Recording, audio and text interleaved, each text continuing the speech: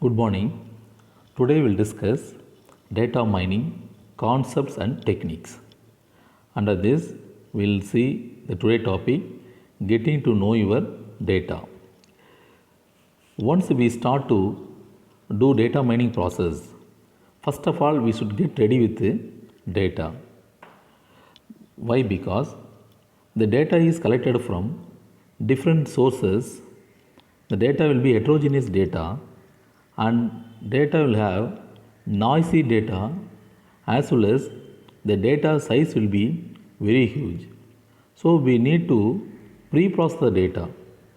For pre-processing, we should gain the knowledge about data. There we have number of attributes, data attributes. We should gain knowledge about the data attributes. It will help to pre-process the data. So in the first part, we'll discuss about data objects and attribute types. Once if you have a data, the data will have different attributes. And before going to discuss about the different attributes, we'll define what do you mean by attribute. Before that, we'll discuss what do you mean by data, data objects, how this data object will be defined based on the attributes. And here we need to gain knowledge about the data object for the purpose of data pre-processing. Then the basic statistical descriptions of data. Here we will try to discuss about the statistical model of mean, median, mode. These basic statistical descriptions of data will help you to identify the property of the data. So by that, the data pre-processing will be done easily. And data visualization, under this topic, we'll have different techniques to visualize the required data or the extracted data. And the measuring data similarity and dissimilarity. So here we'll try to find out different measuring technologies, methods to find the similarity and dissimilarity in between the data. So before going to define the data sets, first we will see different data sets. First we will take a record. So record is nothing but the record in which data will be stored in the form of rows and columns. That is, it can be a relational records. So relational record we already discussed, we have studied in database. So relational record means relational database. There the data will be stored in the form of rows and columns. That is data matrix, in which you may have text data or some numerical data or some transactional data. And the other data set is graph and network. Here we have taken data from www, that is World Wide Web. Data will be collected from internet. And you may have some social informations, that is Facebook informations, WhatsApp informations, and Twitter informations. And you can have some molecular structure also, like if you take a chemical component. So to know about this data, the chemical data, so we need to refer some molecular structure. And ordered data. So when we take video data, there will be some sequence of images. It should be in order. By that it will be in meaningful. So and the other one is temporal data. There you have number of data. Each and every data will have some time bound. For example, you can take populations. So 1980s, what is the populations? 1950, what is the populations? 1951, what is the populations?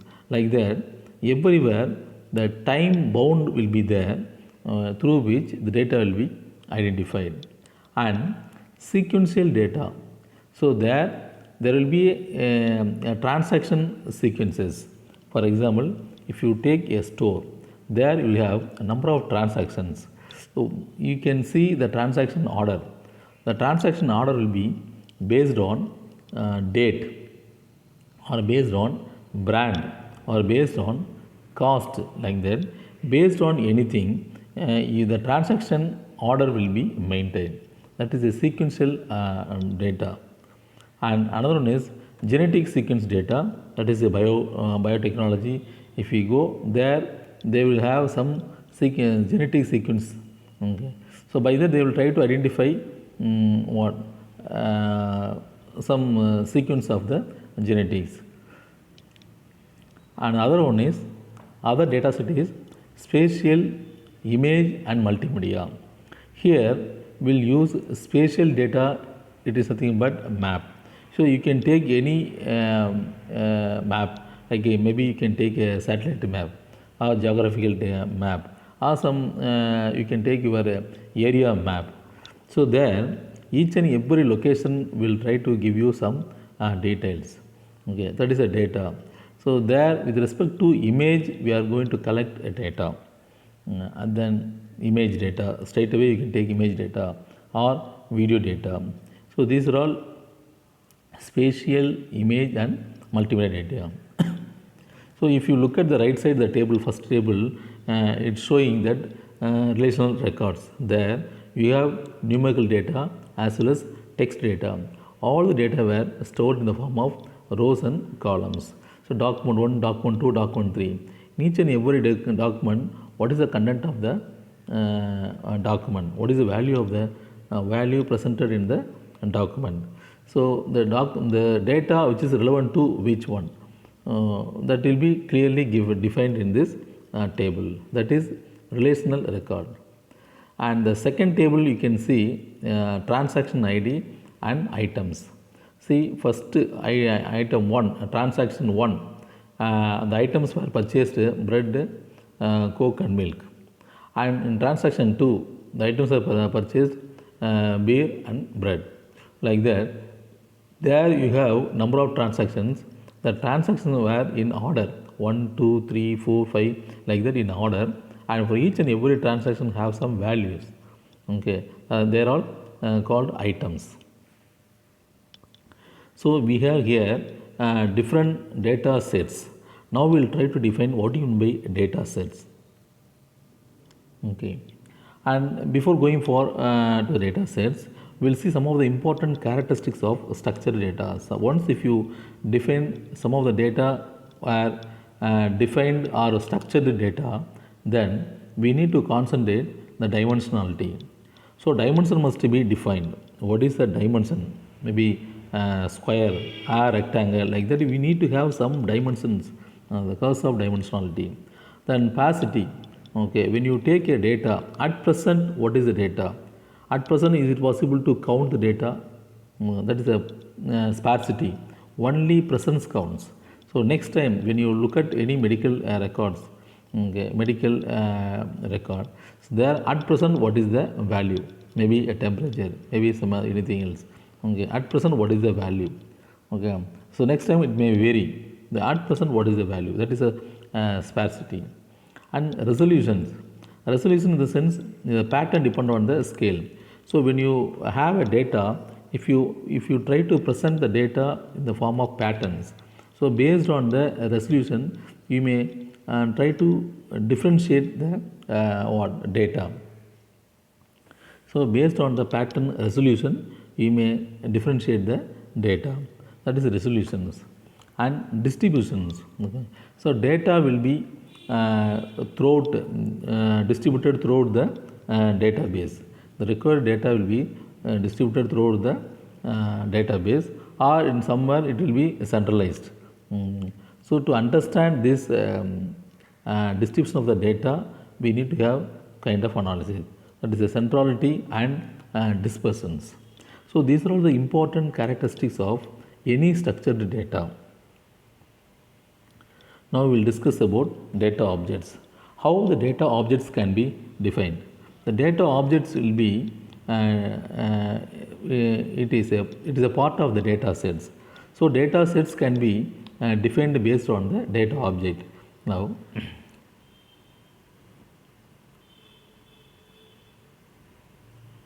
here you can take data sets. So data sets are made up of data objects. Okay, the data objects can represent entity. The data object can represent entity. Now, the data object. What are the data objects? So you can list out some of the data objects like okay, sales database and medical database, and then university database. So sales database, medical database, university database, these are all the data objects. These data objects represent some entities. Like in sales database, you have entity customer, then store, then item, then sales. Okay, so the customer, store, and item, and what the sales. So these are all entities. How these entities, same way for medical database also, the patient and treatment. For university database, if you take university database, there are some entities like student, professors, and courses. So these are all data objects. Okay, so data objects are nothing but entity. Data object represent an entities. Data sets is nothing but sales database. This is a sales database. Data objects nothing but sales database, medical database, and university database. Okay, and sometimes this will be called as samples, examples, instance, data points, objects, and tuples. Now, how these data objects can be described? So based on the attributes, it will be described. Suppose when you take a customer, okay, so the customer will be described based on the attributes. Say for example, if you take customer as an entity, the customer entity have attribute like ID and name, then age, then address, like that. You have some of the attributes. So by describing these attributes, you can define the data objects. That is an entity. If you take a database row, that will be data objects. So for example, if you draw the table, for example, like this. So here you have some column, rows and columns, in which if you take row-wise information, that will be called as data objects. Why? Because data objects is nothing but it's a record over here. So that means what? Customer details, complete detail. If you take customer means what? Customer details must be completely given. So row wise. That's why database row wise is a data object, and column wise is nothing but attribute. See here, this will be ID, okay, and this will be age, this will be name, okay. So column wise details. So attributes will be column wise details. Attributes will be column wise detail, and database rows, it's a data objects.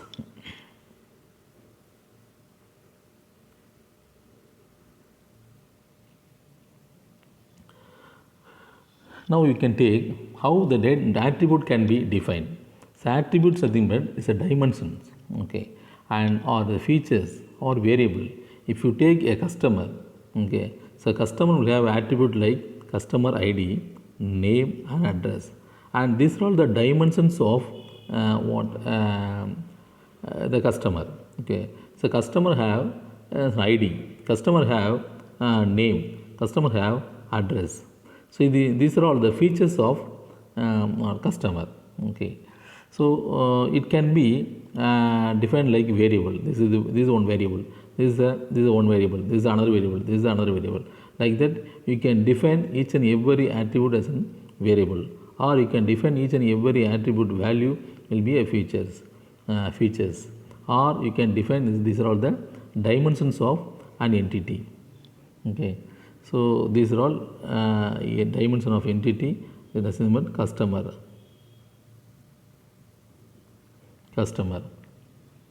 And now you can list out what are all the different types of attributes. One is nominal, then binary, then ordinal attribute, then numeric, there you have two different thing. One is interleaved scale and one is ratio scale. The numeric is nothing but is a quantitative.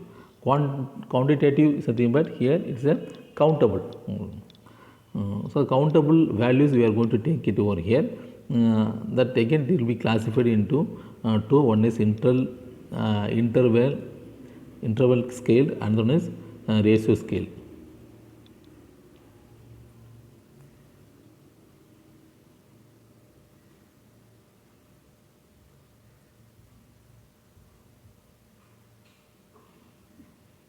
Now we can say the first one, nominal. Okay, so the nominal attributes, it is nothing but it's a categorical attributes. Here we will have some state, okay, or you can take another way, name of the things. Okay, so for example, suppose if you take a hair color, the hair color will have different colors like black or brown, grey, red, white. Okay, so these are all the name of the thing. Okay, and it is in particular state, or you can categorize. The colors can be categorized like that. Okay. So if you have the value like this, that is a nominal attributes. Or other way, you can take marital status. Marital status, it is a nominal. Why? Because here there is a defined value, like it may be what, single or married or widow or divorced, like that. You have finite values, finite and defined one. And same way you can take occupations. So occupation may be a teacher or a doctor or a farmer, like that you can take. And ID number, it is a defined one. So there you have, even though it is finite, you have numbers, you have in a lot of IDs, but with this ID you will be able to describe the person qualities. That's why it is called as an attribute. And zip code, you can take zip code. Zip code, you have any number of zip code. Okay, so finite but infinite values, infinite range you can take like that. It is a finite value but infinite range. So you can have any number of zip codes, but the zip code is a finite one. That is zip code. And same way you can, for colors also, you can take some ID. For example, white. White may be 10, for example, ID. If you tell ID 10, then it represents white. Okay, but like that, for each and every color you can have some ID. For each and every occupation you can have some ID. Okay, even for marital status also you can have some ID, like for example, if it is 1, it is single. If it is 2, it is married. If it is 3, it may be divorced. If it is 4, it is widow. Like that you can have some ID for each and everything. It is a nominal attribute. And in case of binary, the same thing, but it should be in two different states. Okay, that is a nominal attribute with only two states. The state will be either 0 or 1. See, for example, here gender, if you take, okay, male or female. Okay, so it is a two states. Both outcomes are equally important. That is very important. If you take, if you classify two things, both must be equal strength. If you take gender, male, female, both are equal. But in case of symmetric binary, it is not equally important. Okay, the outcome is not equally important. For example, if you take medical test, okay, positive and negatives, positive and negatives. Okay, so here the positive or negative will not be equal. So if it is 1, it is a negative. If it is 0, it is a positive. You can take any way. Suppose if it is a positive, it will be assigned here mostly 1. So the convention assign 1 to most important outcome. For example, HIV. Okay, we have HIV positive, then it will be 1. If it is a negative, then it will be 0. But it is not equal. There will be some levels. So both will not be equal. So where you are not having equal important values, then it will be coming under asymmetric binary. And ordinal, okay. Next one is ordinal attribute. The values have a meaningful order. So when you have a number of what values, okay, in that value, instead of describing the magnitude, you concentrate only the order. So you should have meaningful order. For example, if you take a size, okay,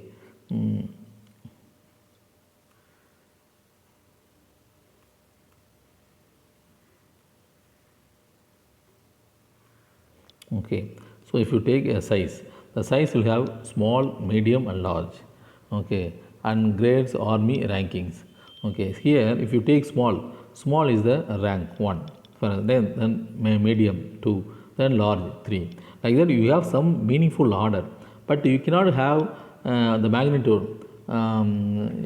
What is the size of the small, what is the size of the medium, what is the size of the large. So there is no magnitude in between, but there will be magnitude differences. So based on that we have a ranking. So if you have like that, then it is the ordinal attribute. Okay, like grade 1, 2, 3, like that you have. But what is the size? There is no meaning. The same way army ranking also. Okay, so army ranking also. So here there will be some order, meaningful order, but there will be there is no need to have magnitude values. Magnitude between successive value is not known. Okay. The next one is another attribute. Okay. Interval scaled attribute. Okay. It is a quantitative, that is quantitative in the sense whatever you have value over here, everything will be countable. Okay. It's a quantitative or quantity. It may be real or integer.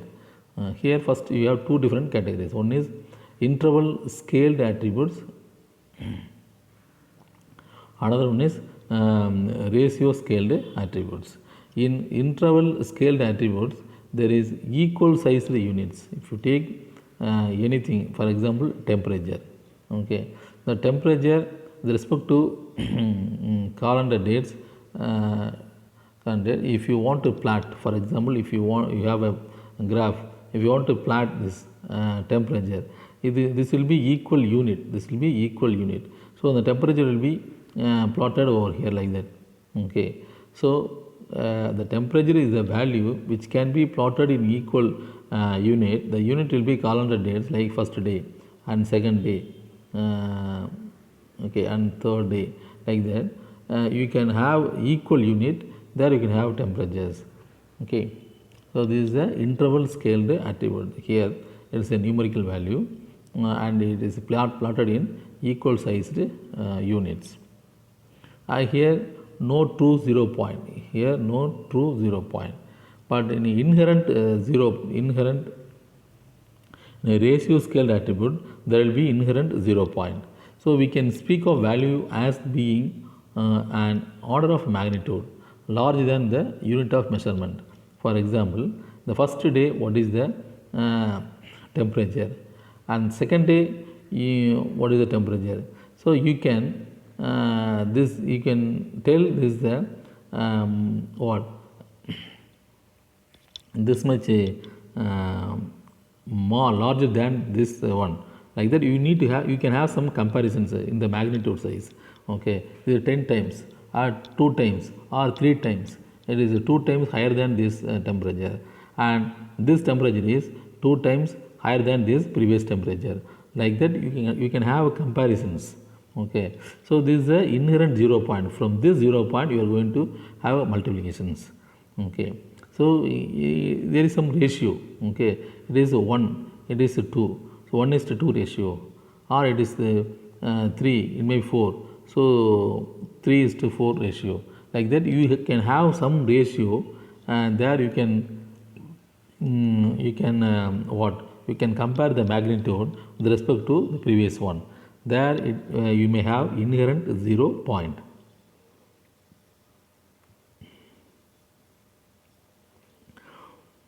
The next one is discrete and continuous attributes. Okay, so here also we are going to have what numerical values. This can be okay, right. So discrete attribute it has only finite and countable infinite set of values. For example, if you take a zip code, I told you if you have to take a zip code, you can have any number of zip code, that is infinite zip code, but you can count it.